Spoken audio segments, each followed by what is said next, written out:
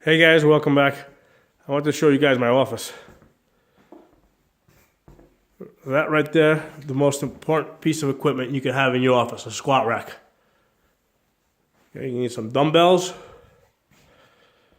you need a bench, a seated shoulder press is good to have, also an incline bench, and this preacher bench is a nice convenience. Not so much for the preachers, but because it has a stand that you can do other things off of. But the squat rack, that's number one. We'll talk about that in a second.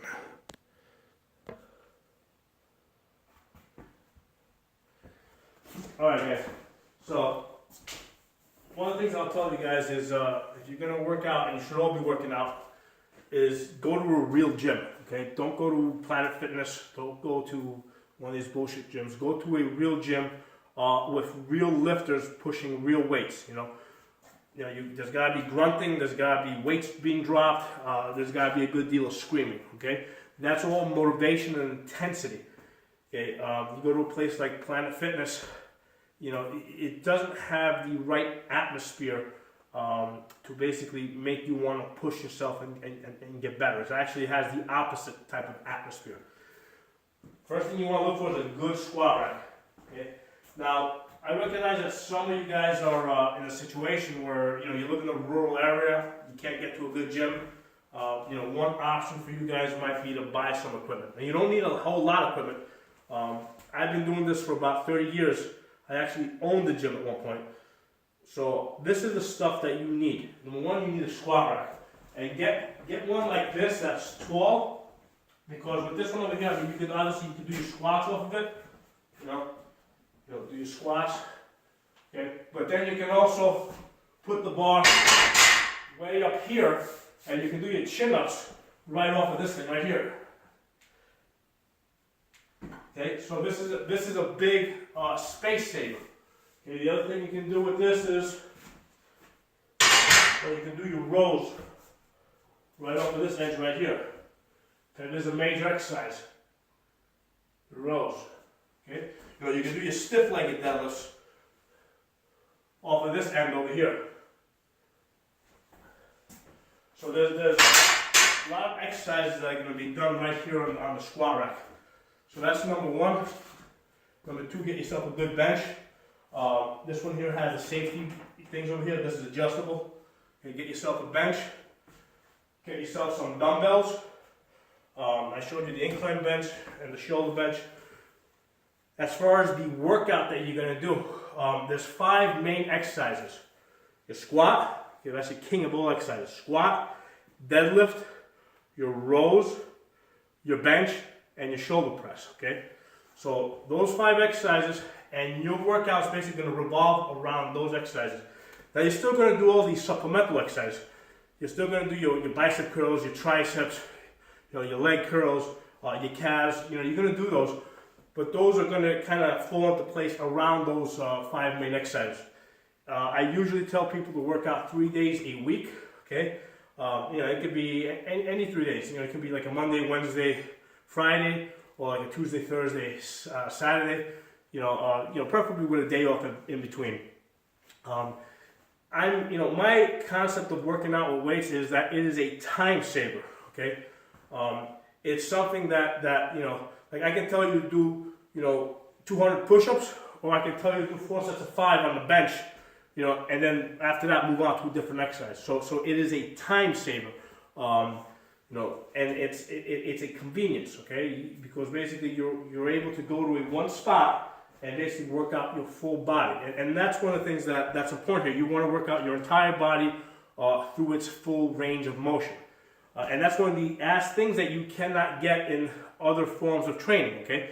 Because you can tell me that, well, you do whatever, CrossFit or this or that, but you're not working out the muscle through its full range of motions in the same way that you can do it with weight. So this is a tool. This is a tool to be used in other activities. So with regards to the tactical training that I teach people, okay, a lot of those tactical exercises, like one of them, I had people basically carrying a 100-pound bag on their shoulder, and shooting the gun one-handed.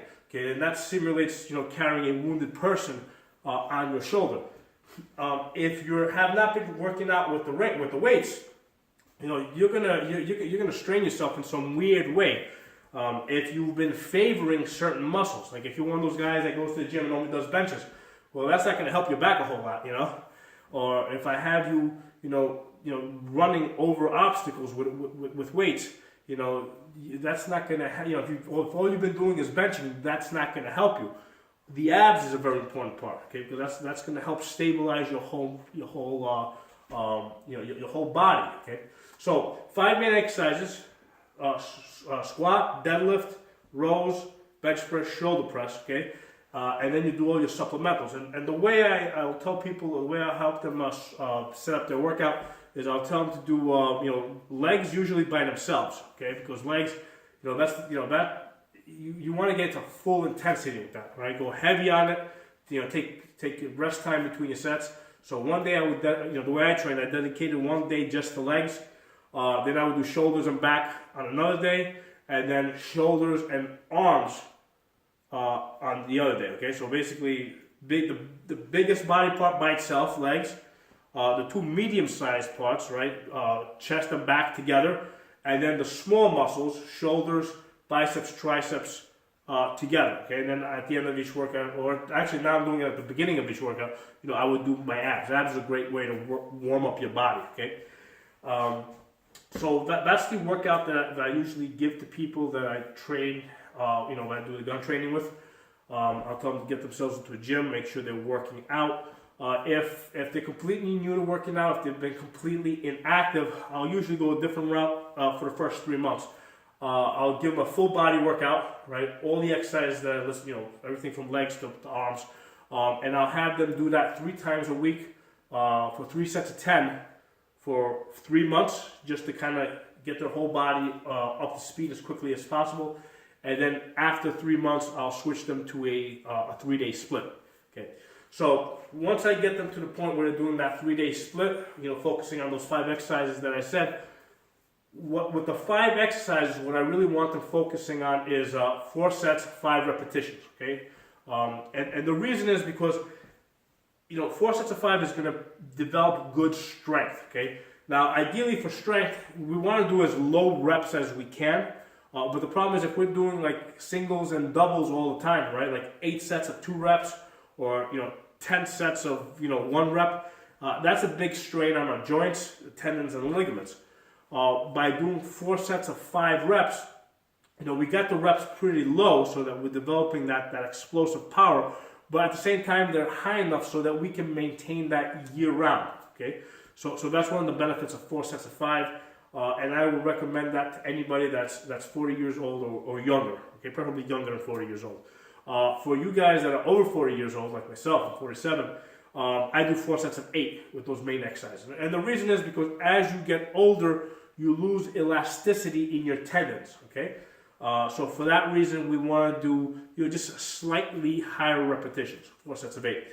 For your supporting muscles, your biceps, triceps, calves, your abs, all that, we could do like 4 sets of 10, 4 sets of 12, that's fine. So with those muscles, we'll typically do higher repetitions, okay? So why is this important to the gun training? Well, there's 2 aspects. So one is the physical aspect, right? We want you to be in good shape so that you can do a lot of that. Be able to get into a lot of those weird positions, and especially if you end up in a hand-to-hand type of close quarters combat type of situation, you want to have that physical strength. But the other aspect, the other benefit of the weight training is the mental aspect. Okay. Basically for fighting purposes, you need to be able to go from 0 to top speed instantly, okay? And that's one of the things that as a trainer, as a guy that trains people to shoot, it's very hard for me to teach people that who don't have any concept of this. It's very hard for me to teach people this at the firing line, okay, or when they're squeezing the trigger. It's a lot easier for me to teach them that under the weights, okay, because especially with the 4 sets of 5, they have to, all of a sudden they're at rest, and the next thing I got them under a squat rack. And they have to basically, be able to perform, okay? So, and then, week by week, we're increasing the weights. So they get used to this idea that, all of a sudden they flip the switch and boom, it's got, 1 minute we're talking, we're joking around, whatever, and the next minute they have to work and they got to work hard. Okay, so that's something that can best be taught under the weights. Okay, that's what I've seen over the years. That's how I developed myself over the years. But I've also seen that people that spend more time in the gym training hard also tend to be better at doing a lot of tactical stuff that I train them to do. Okay, so that's one of the things I've seen, while training people. People who work out are simply better at gun tactics. Okay, so there's that mental aspect that I think is really, really important. And the best place to really teach people that is behind the weights. But there are my thoughts on that. Thanks for watching. We'll talk next time.